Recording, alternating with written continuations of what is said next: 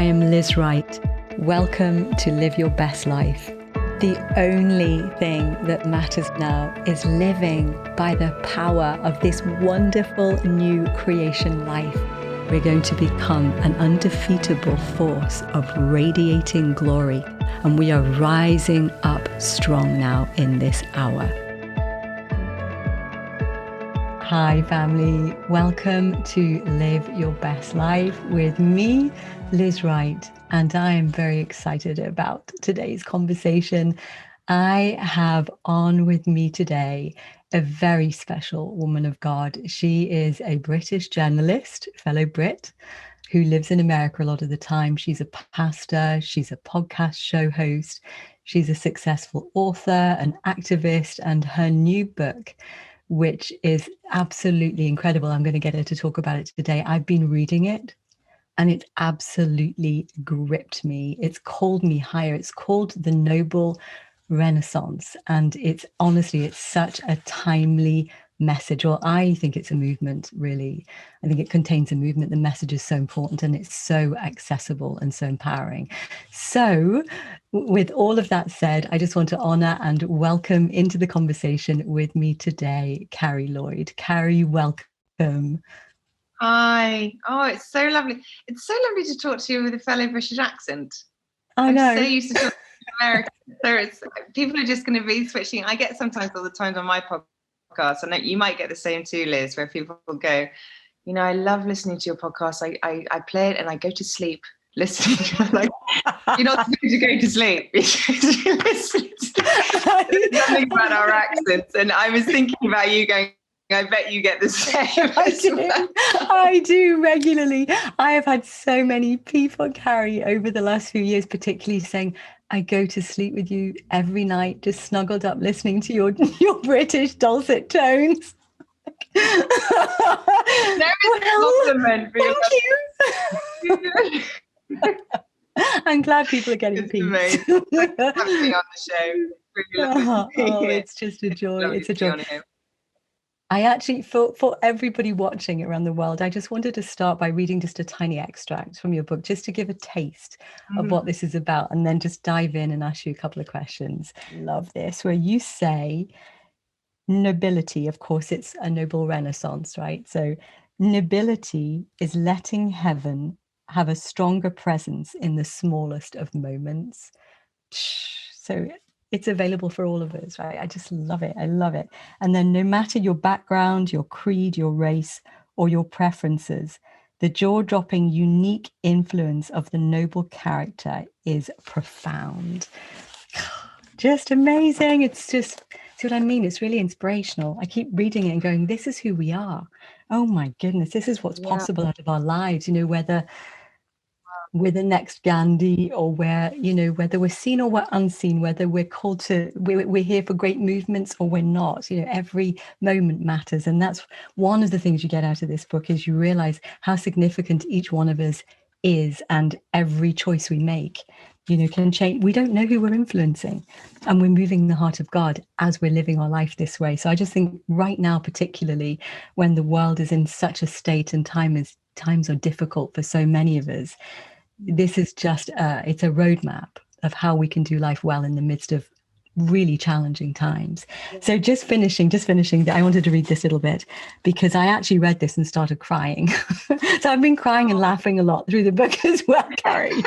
But just reading this little bit, there are thousands of stories like this. For example, the man who donated 200,000 air miles to strangers so they could go home to their families for Christmas. The Buffalo firefighters who carried a man 10 blocks to Mercy Hospital, note the name, because the ambulance saving this man from a heart attack got stuck in a blizzard. This is where I cried, actually. This next one really moved me. The family who welcomed a deaf baby into the world and discovered that 20 of their neighbors learned sign language before the baby's arrival. A teenager who saved up for 2 years to buy his friend a wheelchair. And arguably, who wouldn't save a baby deer from a swimming pool?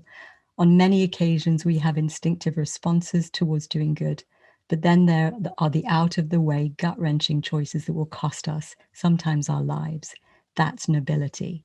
the choice to do something we don't have to do, but something greater than us that urges us to push beyond our capacity.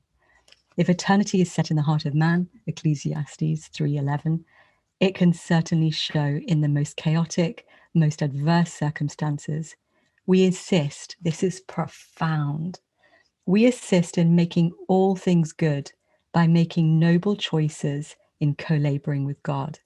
In our personal response to chaos or darkness, we get to reflect eternity outward to the secular world. Purposely haven't talked about this book for a bit because I always like to, I wanted to just save it until I was speaking to you, because I like having a break of a month or two and then coming back to talk about it to see if there's any new revelation, and equally more of a distance to be able to look back and go, what really gripped me about the story. I was brought up religious, and my parents were kind, beautiful, wonderful Christians and noble in their own right. So I was inspired by my own parents at first, but as I got older, I lost my father at 23. I went through a lot of death. And I was also experiencing a lot of religion. And when I say religion, I use it in the negative context, in the sense of a lot of legalism, a lot of rules, that was a difficulty for me in finding the compassion, the mercy, the understanding of people in their mess. And so I would often find noble people that weren't believing in the Lord. And I would find people that weren't necessarily noble that believed in the Lord. And so what I found myself doing, a lot of these people would go, well, what would Jesus do? Which is a great question to ask until you start miscontextualizing it for your own needs to be met. And what I would do is use the whole, what would Jesus do? And then I would miscontextualize it. And essentially I would do something that Jesus wouldn't do in the end of the day because I was miscontextualizing it. If I asked the question, what's the noble choice? The noble choice is always the harder choice normally. It normally requires more self-sacrifice. And it actually also made me more accountable to what Jesus would actually do. And so I became obsessed, and I had been all my life really, on noble character. I'd watch a film and break every time I would see someone not only just give up their life, but choose the harder path rather than the easier path. And I really believe that, when I started to I moved over to California, and I was inspired by church moving over here. It was led by a pastor that was very noble, very kind, full of being able to see the very goodness in everyone else, when I'd been witnessing so many churches fight with each other on what was right and what was wrong, as opposed to taking noble action to unify, to come together, to actually take care of the orphans and the widows, the social justice movements that were often being taken care of by other people that didn't believe in God. And so what I wanted to do was challenge the church, going, this was actually our call to be noble. The problem is we've misread nobility as perfect. And I'm not looking for perfect. Yeah. And I think really it's actually been one that I think why people have been nervous to buy the book, is thinking, gosh, I don't really need to be told what else I'm doing wrong. I don't need to be told where I'm getting it out of hand. I'm struggling enough as it is.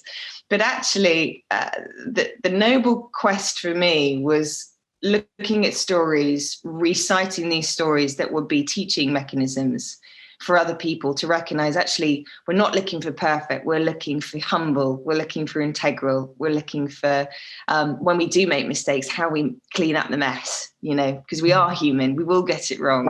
And I was really nervous about writing the book, because I was worried that writing about nobility meant that I would have to be noble all the time. And that's a lot of pressure. But if we can create ourselves to be students of the subject rather than, so it's like fitness, health, really, where we all see these fantastic sort of Greek Adonises that we'd like to look like, but that feels impossible, to start from where we might be starting from. But if we go step by step on every single day, there is always a moment of opportunity. There's not a day that goes without it in our lives where we can go, what would be the noble choice in this interaction, in this moment, in this ability to gift to someone that is a forethought? They're not asking to be loved, but we have the opportunity to love them in a moment. And I would say I've seen more conversions of people coming to the Lord. I've seen more evangelism take place in people's acts of kindness and nobility than actually preaching the gospel. And essentially the acts of nobility are the modeled way of evangelism, as far as I'm concerned. And I want us to get back to being famous for loving well. Yeah. And I think for as long as in this year, you know, we've been witnessing some of these hardships. And one of the chapters in the book is perseverance.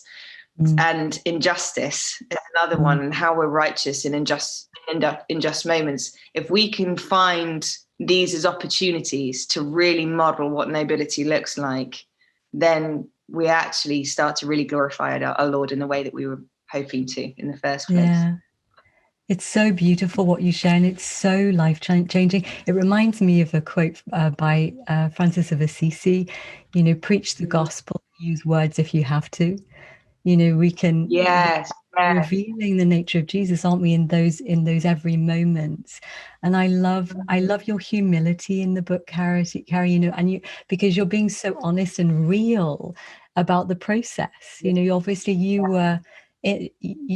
went through, like you say, a season of such loss. And I know in the book you share about the fires that happened in Redding in California when you were living there, and just walking through some intense stuff and becoming sick, and you know, and the squeeze of the pressure and the pain and what it brings up inside of us in those moments. Hey, will you share a little bit more about that, about what you went through, because you wrestled with your inner world through that season, didn't you?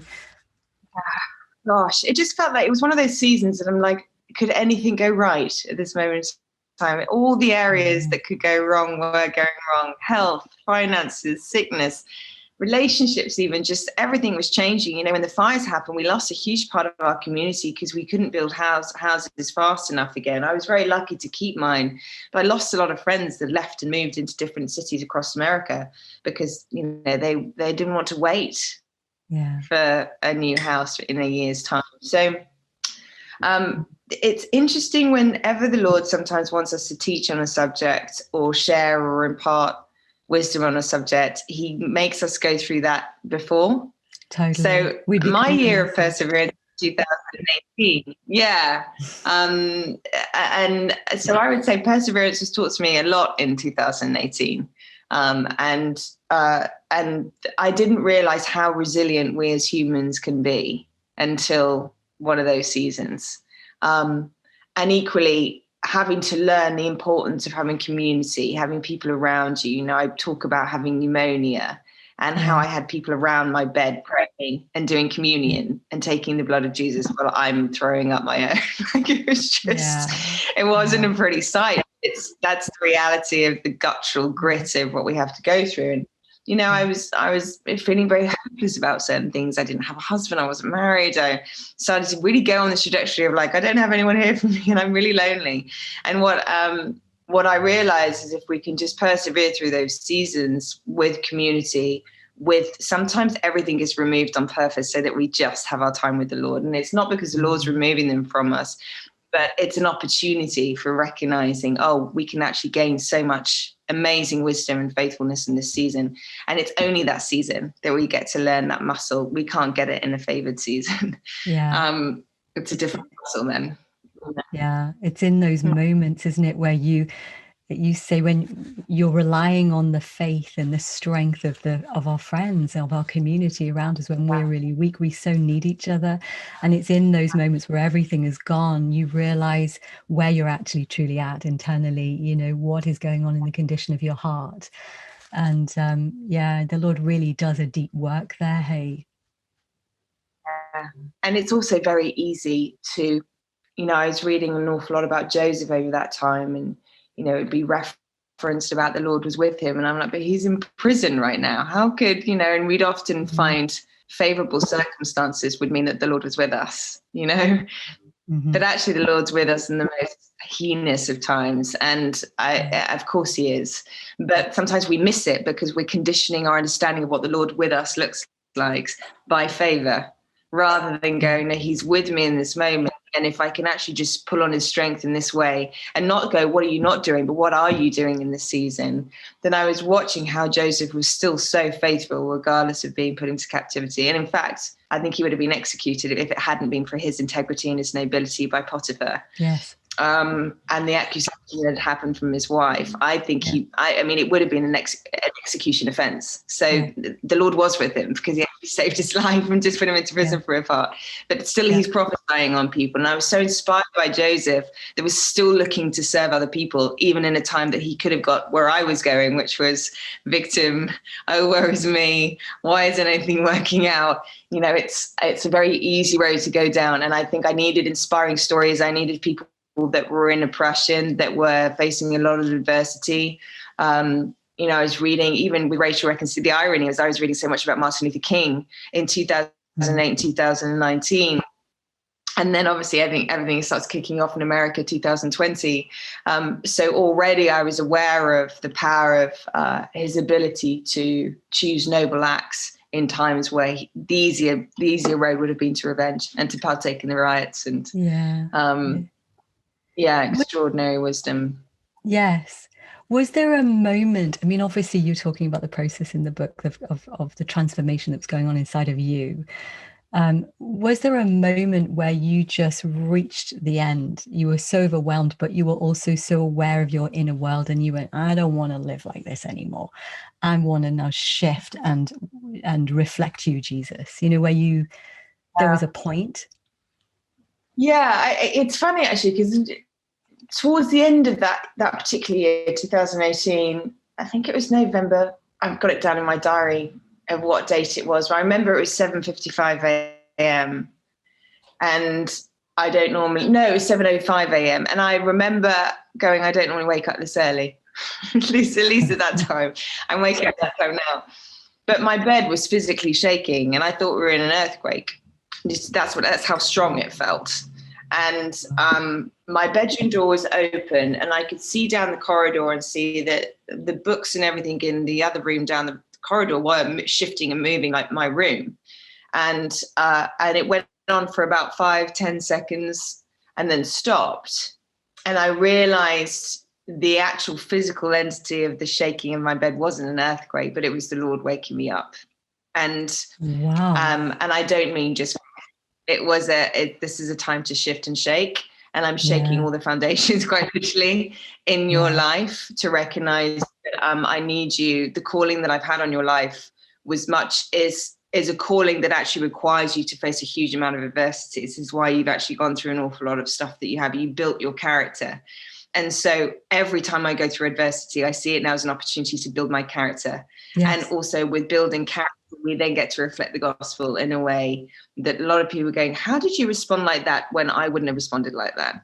I got inspired by people that made the choice rather than gave into the emotions and the feelings and but I deserve the entitlement, you know, and I think even as Christians, like, no, but we're Christians, so we should have a good, nice life.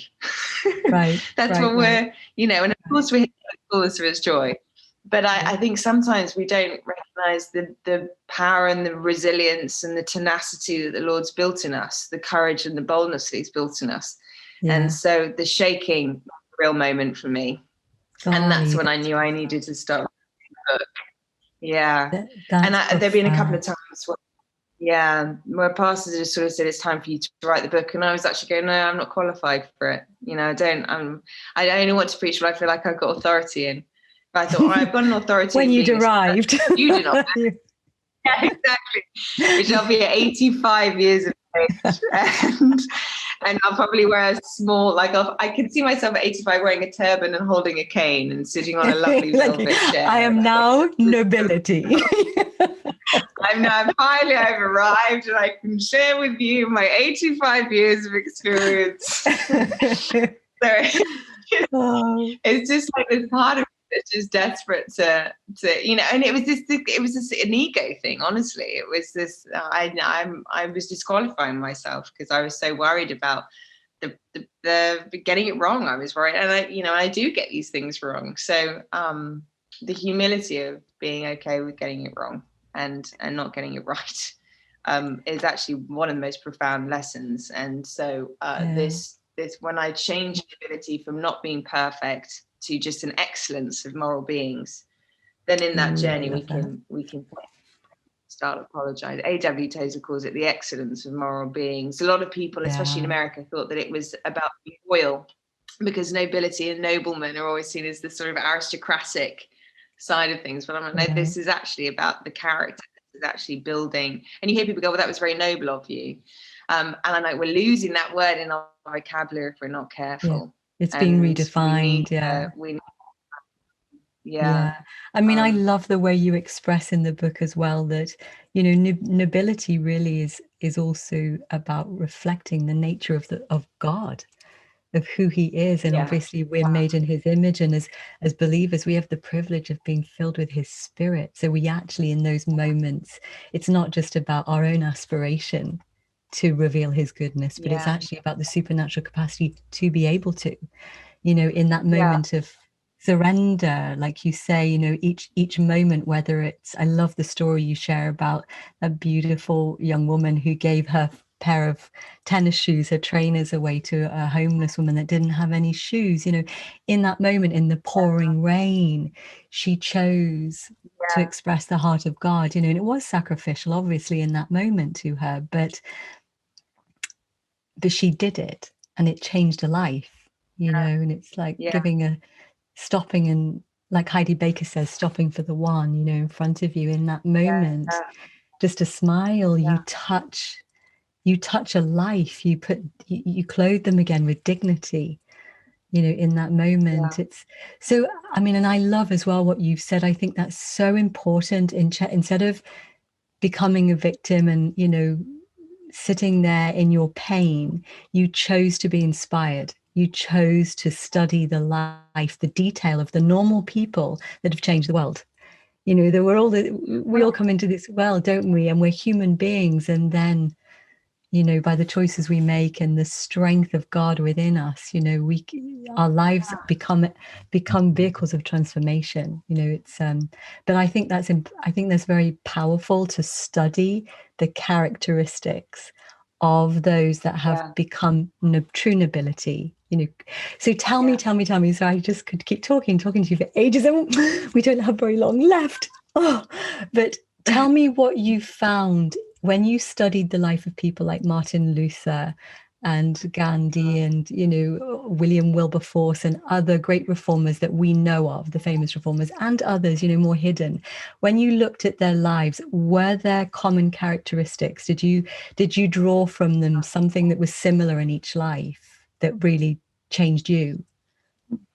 Well, it's interesting. If we're talking about the famous ones for being noble, because of course that was the other thing, is everyone thought that nobility was a sort of supernatural gift that we're given, and it's only to the short few, like a Mother Teresa, you know. But actually I realized, I see nobility on yeah, exactly. The anointing of nobility is upon you. We're going to impart that one at the end, so don't worry.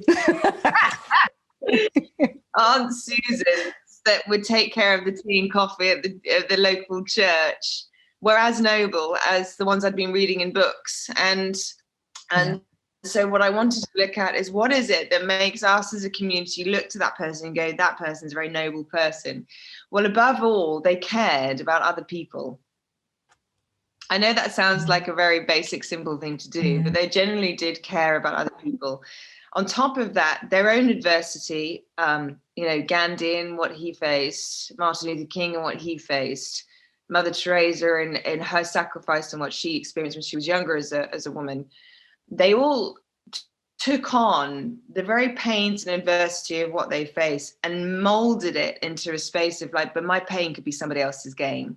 And it was that in itself. And this is why people get nervous about nobility too, because they're like, but I don't have that calling on my life. I've had a pretty cushy life. And I'm like, but that's absolutely fine. We've still got spaces to be noble. But the characteristics are manifested and amplified in these people that have a much harder life. Say William Wilberforce, you know, even though he had been born into wealth, established, I don't know whether you've ever looked into William Wilberforce and the things that he did, but he didn't just establish, you know, the abolition of the slave trade. He also established so many different nonprofits, everything from the RSPCA. I don't know whether you know that. I didn't. But he actually cared about the cruelty of animals. So all of these different nonprofits were actually started by one guy. And, and he had a crow in his house that couldn't fly. I didn't know if you knew that, but he had a pet crow that flies. Yeah, his house was full of animals, wasn't it? Yeah. Full of animals that are just needing, shelter because they can't take care of themselves. And so he just embodied this desperate. And I think that's what happens when we completely surrender to the abundance of his gaze on us. Yeah. And I'm just going to bask in you because I'm trying to navigate my life on my own. It's a really bad idea. And when he just starts to gaze on us, then we overflow with his love. So then we stop looking inward at our own pain. And also we actually have the bravery and the courage to face the pain. I don't really believe in gliding over the pain quickly by fixing it with a scripture. I actually think pain is there for us to recognize as a problem, and we bring the problem to our Lord, we confront it, we navigate it, and we actually get rid of that thing much quicker because we finally confronted it, rather than hide behind our religion, hide behind our faith. We actually bring it to him. And so what I noticed is that these people are actually pretty good at dealing with pain. And I do actually recognize as well there are certain flaws in the people that I've mentioned as well, and what happened with those flaws, why did they happen, and I think again it's because we weren't in a culture at that time. We're getting better. We weren't in a culture at the time that actually celebrated the ability to process pain well. So the characteristics, I list them, don't I, in the book, of these sort of 7 different virtues of righteousness and self-sacrifice, integrity, humility, wisdom, courage, and love being one of the main ones. And I sort of collated all of these similar characteristics between all of these different people. And you can see my whiteboard at home in England covered with. So you drew those from your observations, did you? They were the consistent ones that you put in your book. Yeah. Brilliant. I didn't realize I had index cards of all of the listings of all of the different things. So I had index cards of humility, integrity, courage, wisdom. And before I knew it, I had these seven main virtues that you need. They all were a carousel with each other. You couldn't really be noble without one without the other, if that makes sense. You can be generous, but you may not self-sacrifice because you might be very wealthy. But what does it look like when you haven't got any money in your bank account? So it was a case of the nobility is always a cost for us. And I've got somewhere in my home, I've got a quote that just says, let it cost you something, because the cost is so much more beautiful to be rewarded in heaven. And there is such a reward. You can hear a cloud of witnesses celebrating when they see a cost that you made that actually multiplies this butterfly effect of goodness and kindness. And so it's a study. And like you say, a movement, but it's a study. And if we can start to keep each other accountable of making noble gestures, as opposed to doing the right or wrong thing, then it's more inspiring. It's more fun. It's more adventurous. It is. And I love the fact that it's about, fundamentally, you say it's about being authentically caring about people, and moving the heart of God with the choices that we make. I mean, every moment of kindness, we're collaborating with him in the expression of his goodness, aren't we? And we're moving his heart, and then we get filled with more of his love, which compels us on even further. And the whole experience is fulfilling, is liberating and fulfilling and transformational, and is actually the invitation that you extend in the book to the way of life we were created to live anyway. But I just think this is a practical roadmap in from what you've discovered through your own journey, through your own pain this far. So Absolutely. It's amazing. So in finishing, we've got about a minute left. Is there anything that you would just encourage the family watching all over the world that they can do as a practical next step if they're in the midst of tremendous difficulty right now, to get them to move forward in this life of operating in the beauty of who Jesus is, the nobility of Christ? I think the thing that I would suggest, and it's funny, as you were saying and asking that question, I felt the words, it's time to get inspired. We've got enough time to be inspired right now, and not distracted. Inspired is different to being distracted. So it's time to get inspired by other people's stories, by historic accounts of where people gave up some beautiful things, but gained so much more from the sacrifice of it. It's time to be inspired by connecting with each other in community. And it's time to be inspired by how do we personally want to grow, and equally try to, even though it's hard to, catch the Lord off guard with the things that we're choosing to do in noble acts of kindness. And there's a substance to it. So seeking substance rather than performance is probably the most impactful thing of my life in the journey of discovering nobility. And the more you're curious about it, the more the Lord shows you people in your life like that. And so I've been so blessed by my meeting and being inspired by the people. As soon as I got hungry, and you'll know this too, I'm sure, Liz, every time you get hungry on a subject, the Lord just starts lifting and opening all these different stories and different people in your life. You're like, wow, I had no idea it was like that. So yeah, inspired. Yeah. Wonderful. Oh, I love that. I love that. Carrie, thank you so much for being on today. You are an inspiration, honestly. Oh, it's so good. Thank you. It's so good to spend time with you. And thank you all for giving us your precious time today. I'm sure you loved everything that we've just talked about. And Carrie, just in finishing really quickly, where can people find you if they want to get a copy of the book, if they want to look at, just connect with you? How do they do that? Yeah, you can get the copy Amazon or Barnes and Noble, all great bookstores. It's available everywhere. Okay, good. Yeah, and then carrielloyd.live is my website as well, so I think you can get it through there as well. Brilliant. Yeah, and then I have podcasts and Patreon accounts, talks about these things all the time. So if you don't want to buy the book necessarily, but want to hear a little bit more of you, brilliant. Thank you so much. Oh no, it's a total joy being with you, and thank you all, and have the most amazing week, and look forward to being with you all again next week. God bless.